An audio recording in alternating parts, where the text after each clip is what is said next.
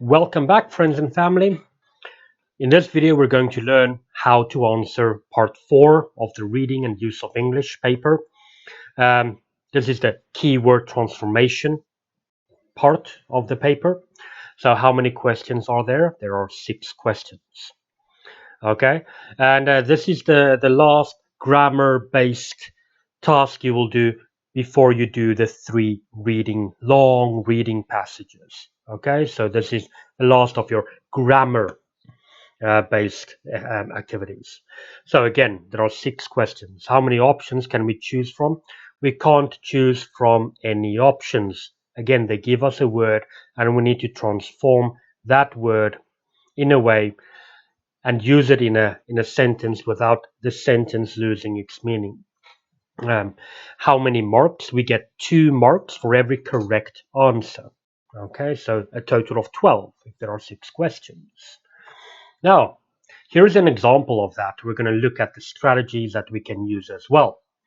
Okay, so now do not change. You cannot change this. They give you this word. You can't change this word. Okay, so forget about changing this word, please. Okay, you must use between 2 and 5 words, including this word that they give you.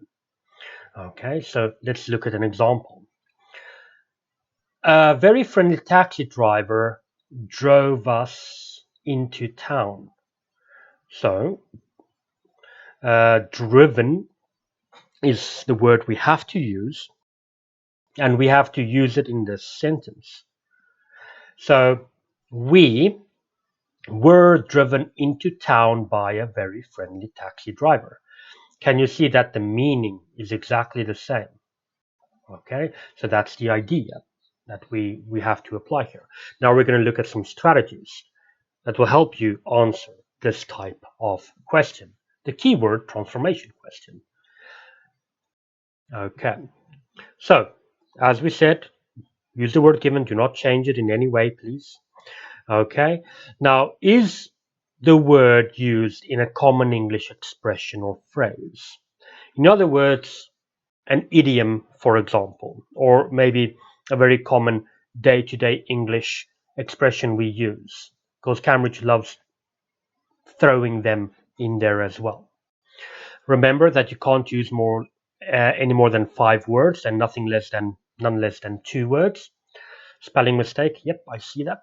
All right, ask yourself questions. This is going to be a very important strategy for you to remember. We'll look at that later. So only focus on changing the part of the sentence that is not represented in the meaning in the original sentence. Okay, in other words, do not look at duplicate content. I'm going to teach you how to filter out duplicate content. Okay, so now let's look at this example here. John was in favor of visiting the museum. So as you can see, I have read, okay, and read here. Because if you look at the example here, or the sentence that you need to change, okay, John thought it would be, okay. So that's the same. We don't need to change that. We don't. We need to use idea, but we're not going to change John was. It's already been changed here. Okay, the museum to the museum. Again, we don't need to change that. So by removing the things that are duplicate, that are already changed, we can only focus on what we need to change by using idea. So John thought it would be, between 2 to 5 words of clear idea, to the museum. So remove duplicate content. Okay, so John was in favor of visiting the museum, idea. Okay, so this is very important. You need to ask yourself questions. Okay, so is it positive or negative? So the word is idea. Let's remember idea. Okay, so it is positive. Okay, how do we use idea in the positive? For example, we would say it's either a good idea or a bad idea. That's how we normally use idea. Or with other adjectives like fantastic, brilliant, terrible, but normally it's good or bad idea. Okay, so now John was in favor of visiting the museum. So we've already written in to test, to try, a good idea. So this is one strategy. I have more strategies later. Okay, can we use visit if it is followed by to? So it's a good idea to visit to the museum, to visit to the museum. We can't say that, so we need to change to visit. Okay, so what can we use instead of to visit? Think of words that show the same meaning in context that can be used before to. That's important. We need a verb before to. Okay, to go. In context, it's exactly the same. Now, for example, we have changed, transformed in favor, and we've transformed of visiting. So John thought it would be a good idea to go to the museum. So basically, is the sentence grammatically correct? Yes. Does the sentence mean the same as the original? Yes, it does. Is the word idea used in the same context as in the original sentence? Yes, it is too.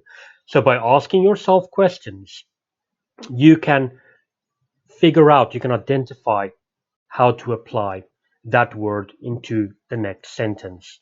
Let's look at more strategies. So remove duplicate content to identify what you need to change. We already spoke about this. Okay, so for example, here we have sentence 1 and we have the other sentence here. What is duplicate? Arthur? Arthur is so. Okay, so basically we can remove Arthur because it's already changed for us. We don't have to include anything with Arthur. Become a concert pianist. Could become a concert pianist. So that's already changed. What do we need to focus on? Has the talent to. We need to change has the talent to by using that here in this context here. We need to look at so and could because they help us. These words help us understand what we need to do. Look at so. What type of word do we need after so? So beautiful, so interesting, so fantastic. We need an adjective. Okay, so is there an adjective for talent? Why? Why do I ask that? Because look, we have to change talent. Yes, it is talented. Can we say Arthur is so talented? Yes, why not? It would be grammatically correct. Let's remember that. Now, can we use that in the same sentence with talented? Yes, Arthur is so talented that. So Arthur is so talented that. Now, is the sentence grammatically correct? Let's look at everything. Arthur is so talented that could become a concert pianist. Something is missing. No. Arthur is so talented that could become, we need something. What is missing? He. Arthur is so talented that he could become a concert pianist. And that would be the correct answer. Okay, talented that he. 3 words. Okay, so that is the strategy that you need to answer this kind of question. And we're going to move on to, that was the last of the reading and use of English grammar-based parts, 1, 2, 3, and 4. Okay, so you've learned a lot of strategies, you've learned a lot of techniques. Now that you know them, you can always come back to the videos, look at them again, but you need to practice them. You have a lot, you have thousands and thousands of these activities online. Feel free to practice them and use these strategies. The more you do it, the better and the easier they will become, and the better you will be, and the higher score you will get.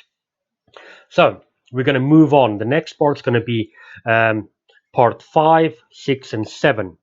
Now these are the long reading passages, and we're going to look at the best strategies for you to answer them and to get the best score for your FCE exam. All right, so get ready. I'll see you there.